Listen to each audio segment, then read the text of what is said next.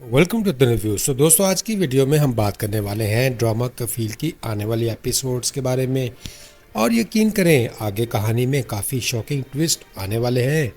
मेरी प्रेडिक्शंस ये हैं कि आसमा के जाने के बाद जामी की ज़िंदगी और ज़्यादा मुश्किल होने वाली है, क्योंकि अब इसके पास ना झूठ छुपाने का बहाना रहेगा और ना ही कोई सुनने वाला। दूसरी तरफ ज़ेबा शायद अब मुकम्मल तौर पर जामी से अलग रास्ता इख्तियार करे और अपनी बेटी की शादी और बच्चों के मुस्तकबिल पर फोकस करे। इधर सैफ और वर्दा का मामला भी आसान नहीं लग रहा। लगता है नेक्स्ट एपिसोड में इन दोनों का बड़ा झगड़ा भी हो सकता है। दोस्तों, एक बात तो पक्की है, अगर जिमी ने अभी भी जिम्मेदारी ना ली तो वो अकेला ही बैठा सोचता रह जाएगा कि बिजनेस शुरू करने से पहले शायद नौकरी कर लेना ज़्यादा आसान था। तो वीडियो आखिर तक जरूर देखें, क्योंकि हम इन सब ट्विस्ट्स पर तफसील से बात करने वाले हैं। फ्रेंड्स, ज़ेबा इस मंजर में ज़्यादातर बातें अस्मा से कर रही है। वो इसे बताती है कि इसके शोहर जिमी ने ज़िंदगी में इसकी या बच्चों की कोई ख़ास जिम्मेदारी नहीं उठाई। घर का खर्च, बच्चों की तालीम और ज़िंदगी की मुश्किलात सब इसने खुद बर्दाश्त की हैं। वो कहती है कि जिमी हमेशा बड़े बिजनेस के ख्वाब देखता रहा, मगर हकीकत में कुछ नहीं किया। दोस्तों, यहाँ ज़ेबा की बातों में एक दर्द भी है और थोड़ी सी तलखी भी, क्योंकि इसने सारी ज़िंदगी बर्दाश्त किया है। नेक्स्ट एपिसोड्स में लगता है कि ज़ेबा अपनी बेटी की शादी और बच्चों के मुस्तकबिल पर ज़्यादा तवज्जो देगी और जिमी से मज़ीद दूरी इख्तियार करेगी। फ्रेंड्स, अस्मा वो किरदार है जो अमेरिका से पाकिस्तान आती है और जिमी से मिलती रहती है, क्योंकि वो माजी में इससे मोहब्बत करती थी। जब वो ज़ेबा से मिलती है तो इसे असल हकीकत का पता चलता है कि जिमी ने इससे भी बहुत सी बातें छुपाई हुई थी। इसके बाद अस्मा भी जिमी को साफ कह देती है कि वो इससे नहीं मिलेगी और अपने शौहर के साथ वफादारी रहेगी। दोस्तों, यहाँ अस्मा को ये एहसास होता है कि वो अपने शौहर के एतमाद के साथ गलत कर रही है। आगे की एपिसोड्स में लगता है कि अस्मा अपनी ज़िंदगी वापस चली जाएगी और जिमी को अकेला छोड़ देगी। नाज़रीन, जिमी वो शख्स है जो अस्मा को हमेशा अपनी कामयाबी की कहानी सुनाता रहा।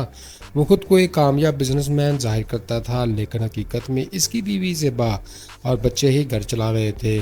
जब अस्मा को सच्चाई मालूम होती है तो जिमी के पास कोई जवाब नहीं होता।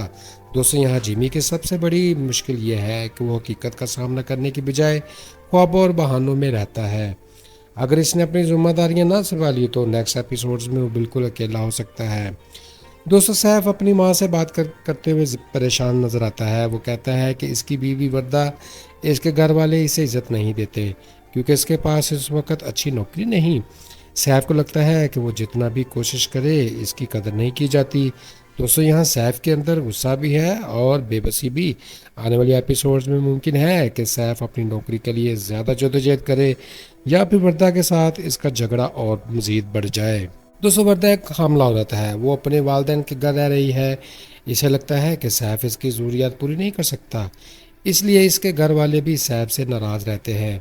दोस्तों, वर्दा के किरदार में कभी गरूर भी नज़र आता है और क्योंकि सैफ की कोशिशों की अहमियत नहीं देती।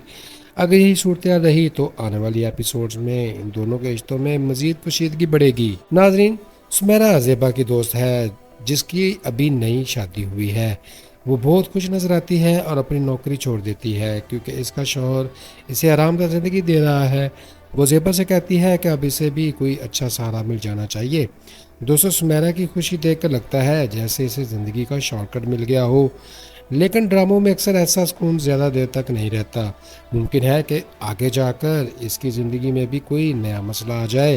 प्यारे दोस्तों, जुवेरिया ज़ेबा की बेटी है जिसकी शादी तय हो जाती है। ये खबर सुनकर घर वाले में खुशी होती है, मगर मसला ये है कि इसके वालिद जिमी ख़ानदान से दूर हो चुके हैं। यहाँ एक अजीब सी सूरत है कि बेटी की शादी है मगर बाप की मौजूदगी यकीनी नहीं। आने वाले एपिसोड्स में शायद यही देखने को मिले कि क्या जिमी अपनी बेटी की शादी में आता है या कहीं गायब हो जाता है। फ्रेंड्स, इस एपिसोड से हमने बहुत कुछ सीखा है कि रिश्ते में सिर्फ बातें या वादों से नहीं बल्कि जिम्मेदारियाँ, सच्चाई और एहतराम से चलते हैं। ज़ेबा के किरदार से ये सबक मिलता है कि इंसान मुश्किल हालात में भी हिम्मत और खुददारी के साथ ज़िंदगी गुजार सकता है। आसमा हमें ये बताती है कि अगर हमें अपनी गलती का एहसास हो जाए तो वक्त पर दुरुस्त फैसला करना बहुत ज़रूरी है।